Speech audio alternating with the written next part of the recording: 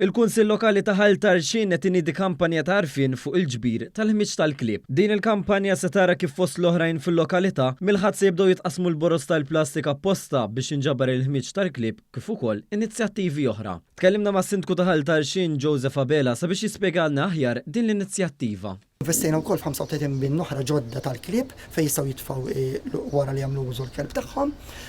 Kif ukoll għamilna tabelli biex jittuġbir klieb fil-ħamrija ġdi oħra jidħol il-kelb fil-ħamrija biex ma jinġabarx. Preżenti għat nedija tal-inizjattiva kien hemm ukoll is-Segretarju Parlamentari għall-Gvern Lokali Elisin Zerafa Ċivelli. Waqt id-diskors tagħha s-Segretarju Parlamentari enfasizzat fuq l-importanza li ċ-ċittadini jkunu responsabbli u appellat ir-residenti sabiex issa jagħmlu użu minn dawn il-boros u bins li twaħlu madwar il-lokalità. Hija tenni tirringrazzja lil Kunsill ta' Ħall Tarxin li qed idawwar sfida f'opportunità ta' edukazzjoni.